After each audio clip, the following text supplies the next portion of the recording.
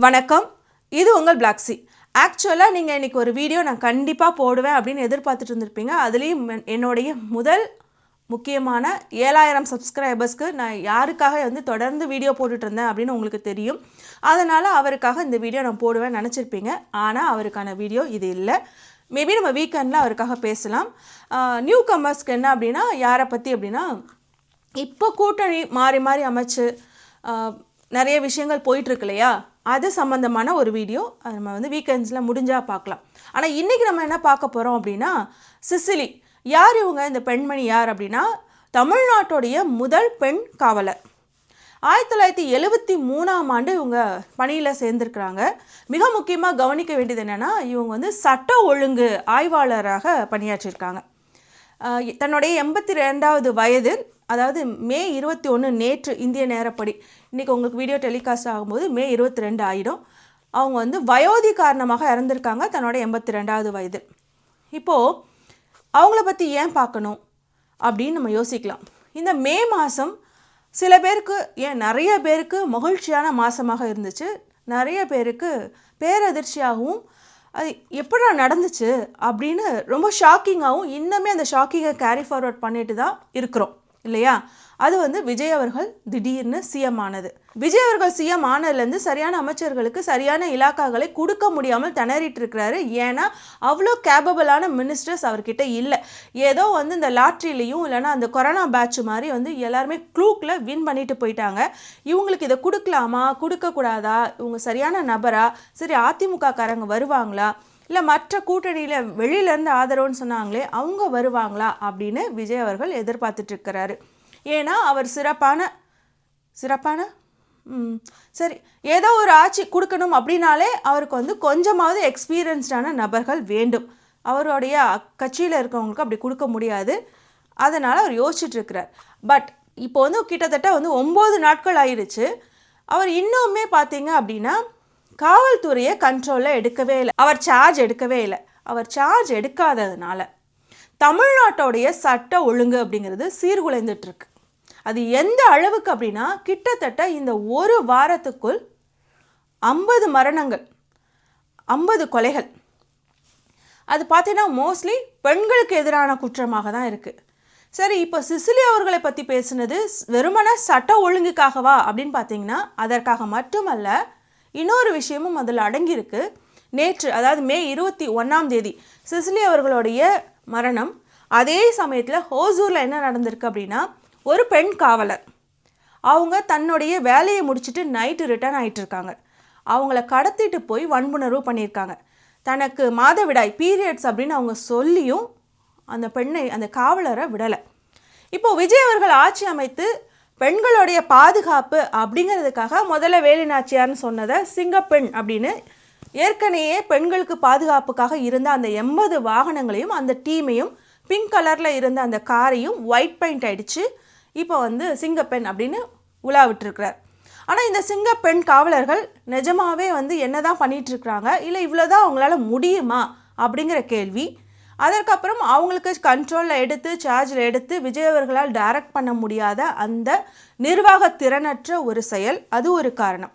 இப்போ இந்த சிங்கப்பெண் தானே இந்த ஹோசூரில் பாதிக்கப்பட்ட அந்த பெண் காவலரும். அவங்க தானே நம்மளை நாளைக்கு காப்பாற்ற போகிறாங்க. நம்ம கூப்பிட்டோன்னே அவங்களுக்கே அங்கே பாதுகாப்பு இல்லை இல்லையா? இப்போ விஜய் அவர்கள் என்ன நினச்சிட்டு இருக்கிறாருன்னா, யூஸ்வலாகவே எல்லாருக்கும் ஒரு கனவு இருக்கும். அந்த காலத்தில் ஒரு 80s 90s பிறந்தவங்களுக்கு, நான் அந்த மில்லேனியம் கிட்ஸ் எல்லாம் சொல்லலை. என்ன அப்படின்னா, எப்படியாவது அடித்து பிடிச்சி கவர்மெண்ட் ஜாப் வாங்கிடணும், ஒரு 9 to 5 ஜாப் நிம்மதியாக பார்க்கணும் அப்படின்னு நம்ம ஆசைப்படுவோம். அது ஒரு பார்ப்பனிய புத்தியிலிருந்து அரசாங்க வேலை அப்படின்னாலே அவங்க ஒழுங்காக வேலை பார்க்க மாட்டாங்க. வருவாங்க, சாப்பிடுவாங்க, டிஃபன் பாக்ஸ் எடுத்து சாப்பாடு சாப்பிடுவாங்க. விஜய் நான் ஞாபகப்படுத்தலை, உங்களுக்கு ஞாபகம் வந்தேன்னா அதுக்கு நான் பொறுப்பு இல்லை. சாப்பிடுவாங்க, திருப்பி 2 சைனை போடுவாங்க, நோட்ஸ் எடுப்பாங்க, வீட்டுக்கு போயிடுவாங்க. அப்படிங்கிற புத்தியே அவங்க அரசு அதிகாரிகளாக இருக்கும்போது, அரசு துறையில் வேலை கிடச்சி இருக்கும்போது அதை பற்றிலாம் பேசினதே இல்லை. எப்போ நம்ம வாக்கள் படித்து அரசு துறைக்கு, அரசு அலுவலகங்களுக்கு அவங்க வேலைக்கு வந்தாங்களோ அப்போது இந்த மாதிரியான குற்றச்சாட்டுகள் வைக்கப்பட்டது. ஆனால் அது எவ்வளோ தூரத்துக்கு உண்மைன்னு எனக்கு தெரியாது. ஊழல்ங்கிற விஷயமே வந்து சொல்லப்பட்டுச்சு. ஆனால் அவங்களுமே ஊழல் செய்து கொண்டிருந்த நபர்கள் தான். ஆனால் அதெல்லாம் விட்டுருங்க. ஆனால் நம்மளுக்குமே ஒரு பொது புத்தியிலேருந்து ஒரு விஷயம் இருக்கும். அதுலேருந்து பேசுகிறேன். 9 to 5 அதுக்கப்புறம் வந்து அவங்க வீட்டுக்கு போனால் அவங்களுக்கு எந்த வேலையும் கிடையாது. இதே ஒரு தனியார் நிறுவனத்தில் வேலை பார்த்தீங்க அப்படின்னா 5 மணிக்கெலாம் பேக்கை தூக்கி போட்டு நம்ம வீட்டுக்கு கிளம்ப முடியாது. வீட்டுக்கு வந்தாலுமே சம்டைம்ஸ் வந்து நம்மளுக்கு நாளைக்கான விஷயங்களை ப்ரிப்பேர் பண்ண வேண்டியிருக்கும், எல்லாமே இருக்கும். இதில் இந்த ஆசிரியர்கள், அரசு துறையில் ஒர்க் பண்ணுற ஆசிரியர்களுக்கும் அடங்கும் தான். அவங்க இருந்தாலும் அரசு ஆசிரியர்களாக இருந்தாலும் கம்பேரிட்டிவ்லி மற்ற பள்ளிகளை காட்டும்போது அவங்களுக்கு கொஞ்சம் வேலைப்பளு கம்மியாக இருக்கும் அப்படிங்கிறது தான் பொது புத்தியிலேருந்து. அந்த பொது புத்தியிலேருந்து நான் சொல்கிறேன், விஜய் அவர்கள் அப்படி நினச்சிட்டார் போல். சிஎம்ங்கிறது என்னது? ஒரு அரசு பதவி. அப்போது அதுக்கு 9 to 5 மட்டும் வேலை பார்த்தா போதும். ஏற்கனவே நம்ம வந்து 6 மணிக்கு மேலே ஆட்டோ ஓடாது. அப்போது இது நம்மளுக்கு பர்ஃபெக்ட். நம்மளுக்கு வயசாயிருச்சு, இதுக்கு போனால் நம்மளுக்கு பேர் புகழ் எல்லாமே கிடைக்கும்.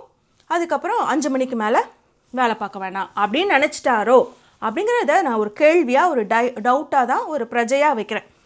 ஏன்னா ஆஃபீஸ்க்கு வந்து டெய்லி வந்துடுறாரு, சட்டமன்றத்துக்கு நேரத்துக்கு வந்து சாப்பாடை வீட்டிலேருந்தே கட்டிட்டு வந்து அங்கேயே தான் இருக்கிறாரு அப்படின்லாம் சொல்கிறாங்க. அப்போ என்ன தான் பண்ணுறாரு அப்படிங்கிற கேள்வியும், ஒருவேளை அங்கே ஆஃபீஸில் அட்மினிஸ்ட்ரேஷன் ஒர்க்ஸ் எல்லாம் பார்த்துட்டு இந்த மாதிரியான சட்டமன்றங்கள், விவாதம், அமைச்சர்களுக்கு பதவி கொடுக்கறது, பதவி பிரமாணம் செய்து கொடுக்கறது, இந்த மாதிரியான வேலைகளை மட்டும் செஞ்சுட்டு ஊர் உலகத்தில் நடக்கக்கூடிய மற்ற எந்த பிரச்சனைகளையும் அவர் பார்க்கவில்லையா, கேட்கவில்லையா, வருத்தம் கூட தெரிவிக்காமல் இருக்கிறார். இன்னும் ஸ்டாலின் தான் ஆட்சி செஞ்சிட்ருக்கிறாரா? நீங்கள் வந்து ஜஸ்ட் ஒரு பொறுப்பெடுத்திருக்கீங்களா சிஎம்னு? இல்லை, எனக்கு புரியலை. ஒரு ட்வீட் கூட பார்க்க முடியல, ஒரு வருத்தம் கூட தெரிவிக்கிறதுக்கு நேரம் இல்லை. இத்தனை கொலைகள் அசால்ட்டாக நடந்துக்கிட்டே இருக்குது. இன்னும் இன்ஸ்டாவில் அவருக்கு மூட்டு கொடுத்து எல்லாரும் வீடியோ போட்டுட்ருக்காங்க. இதில் என்ன அப்படின்னா, இது மாதிரியான சட்ட ஒழுங்கு பிரச்சனைகளை நம்ம பேசும்போது ஸ்டாலின் தான் ஆட்சி செய்கிறார் அப்படின்னு வந்து கமெண்ட்ஸ் வேறு. அதுதான் நாங்களும் சொல்கிறோம். தற்குறிங்களா, தற்குறிகளா, மன்னிச்சிடுங்க, ஆச்சரியக்குறிகளா, ஸ்டாலின் தான் ஆட்சி செய்கிறார். ஆட்சி அப்படிங்கிறது என்னென்னா கவர்னன்ஸ்.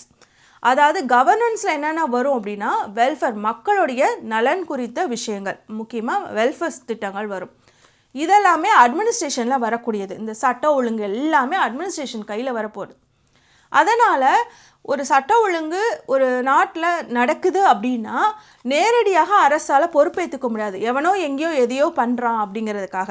ஆனால் நடந்ததுக்கு அப்புறமாவது குறைஞ்சபட்சம் அவங்களுக்கு உடனடியாக நடவடிக்கை எடுத்து தண்டனை கொடுக்கப்படுதா அப்படின்னு பாருங்க அப்படின்னு ஸ்டாலின் அவர்களுடைய ஆட்சியில் இருக்கும்போது ஒவ்வொரு விஷயம் நடக்கும்போது நம்ம சொல்லிக்கிட்டே இருந்தோம். ஆனால் இன்னொரு கோரிக்கையும் வச்சுருந்தோம். அதுக்காக வந்து அட்மினிஸ்ட்ரேஷனில் உள்ள சிக்கல், அங்கே உள்ள சிஸ்டமில் உள்ள சிக்கல்னு சொல்லிட்டு எந்த பிரச்சனையும் நம்ம அசால்ட்டாக கடந்து போயிட முடியாது.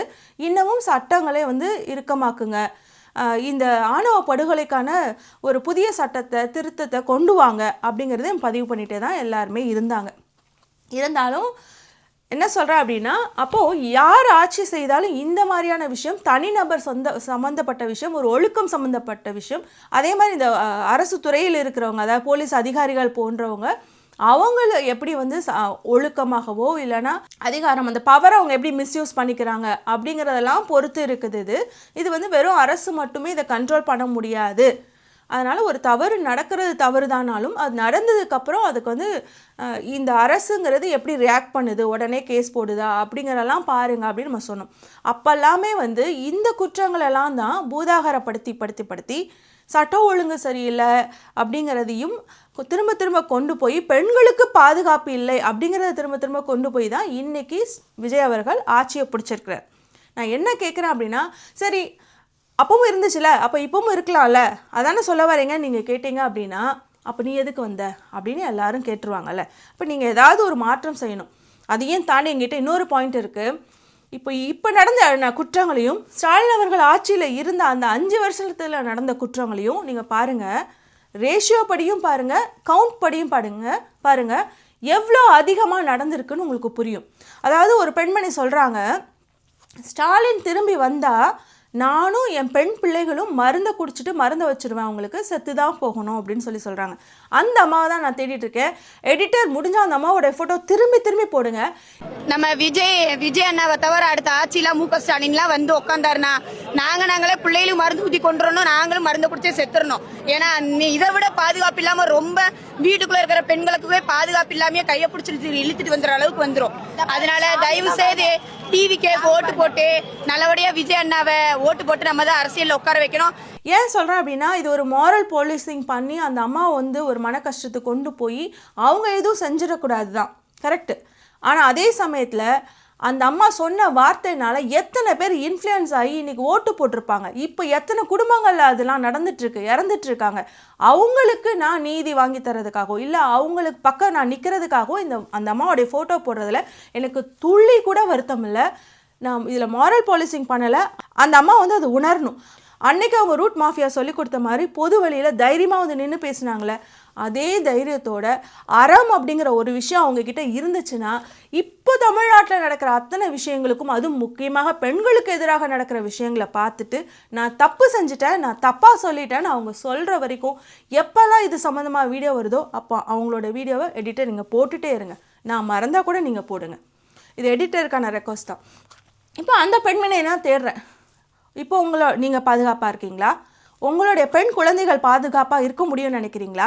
ஏன்னா முந்தா நேற்றுங்க 3 days or 2 daysக்கு முன்னாடி ஒரு 50 வயசு தக்க ஒரு பெண்மணி வீட்டு வேலையை செஞ்சுட்டு டயர்டாக நடந்து வந்துட்டு இருந்திருக்காங்க. அவங்களுடைய மகன் வயது உள்ள ஒரு பையன் பைக்கில் வந்து உங்களுக்கு லிஃப்ட் வேணுமான்னு கேட்டிருக்கான். உடனே சரின்னு அந்த அம்மா ஏறி பைக்கில் உட்காந்துருக்கு, லிஃப்ட் கொடுத்துருக்கான். அந்த அம்மா சொன்ன இடத்த விட்டுட்டு வேற ஒரு இடத்துக்கு போய் அவங்கள மானபங்கப்படுத்தி வன்புணர்வு செய்ய முயற்சி செய்யும்போது அவங்க கத்தி கூச்சலிட்டு அதுக்கப்புறம் வந்து அங்கே இருக்கிறவங்களாம் வந்து அவங்கள காப்பாற்றிட்டாங்க. நேற்று 20ஆம் தேதி, மே 20ஆம் தேதி அன்று சேலம் நினைக்கிறேன்ப்பா.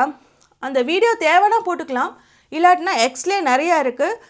யூடியூப் ரூட்டஸ் மைனர் அவங்களுடைய பேஜ்லேயும் கூட அந்த வீடியோ போட்டிருக்காங்க. நம்ம தேவைன்னா வேணால் போட்டுக்கலாம். சரி, ஆனால் அது உண்மையான விஷயம்.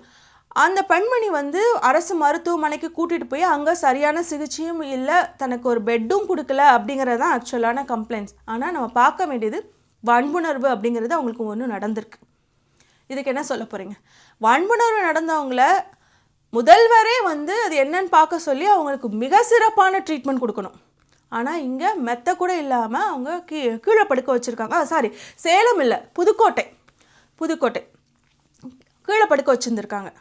இப்படி ஒரு விஷயம் நடக்குது. இன்றைக்கி அந்த பெண்ணுக்கு நடந்திருக்கு. 3 நாட்களுக்கு முன்னாடி தன்னோட காதலனால் நடு ரோட்டில் ரயில்வே ஸ்டேஷன் பக்கம் நினைக்கிறேன் கல்லெல்லாம் அடிச்சிருக்கான். இப்படி சட்ட ஒழுங்கு பயங்கரமாக சீர்கட்டு போயிருக்கு. ஒரு அம்மா சொல்லுது, ஒருத்தவங்க வந்து 5 வருஷத்துக்கு வரைக்கும் ஒரு வீட்டில் இருக்காங்கன்னு வச்சுக்கோங்க, குப்பையாக போட்டு வச்சுட்டு போயிட்டாங்க. அப்படி போட்டு வச்சுட்டு போனதுக்கப்புறம் புதுசாக குடி வர்றவங்க க்ளீன் பண்ணுறதுக்கு ஒரு 3 நாளாவது ஆகும்ல. அப்படின்னா அரசுனா யோசிச்சு பாருங்கள், இங்கே சமூகம்னா யோசிச்சு பாருங்கள், கொஞ்சம் க்ளீன் பண்ண விடுங்கப்பா அப்படின்னு பேசுது. நீங்கள் க்ளீன் பண்ணுற வேலைலாம் பார்க்கல, நீங்கள் பெயிண்ட் அடிக்கிற வேலை தான் பார்த்துட்ருக்கீங்க. க்ளீன் எப்போ பண்ண போகிறீங்க? இன்னொரு கேள்வி அந்த அம்மா கிட்ட என்னென்னா, விசில் அடித்து வீட்டுக்குள்ளே இருந்த குப்பைங்களெல்லாம் விசில் வந்துருச்சு அப்படின்னு சொல்லிட்டு தைரியமாக இப்போ குப்பையாக சேர்ந்துட்டுருக்கு தமிழ்நாட்டில். இது ஒரு வீட்டுக்குள்ளே இருந்த குப்பை இல்லை, நீங்கள் க்ளீன் பண்ணுறதுக்கு இத்தனை நாள் எடுத்துக்கிறதுக்கு. இது அவன் மண்டைக்குள்ளே இருந்த குப்பை, அவன் மனசுக்குள்ளே இருந்த குப்பை. விசில் அடிக்கிற சத்தம் கேட்டோடனே நம்ம விசில்டா அப்படின்னு சொல்லிட்டு அந்த குப்பையெல்லாம் வந்து ஒரு இடத்துல கொட்டிகிட்டு இருக்கான் சமூகங்கிற இதில். நீ சொன்ன அதே எக்ஸாம்பிளே தான் நானும் சொல்கிறேன். என்ன அனில், கரெக்டு தானே? ஊப்பீஸு புரிஞ்சுக்கோ, தற்குறி.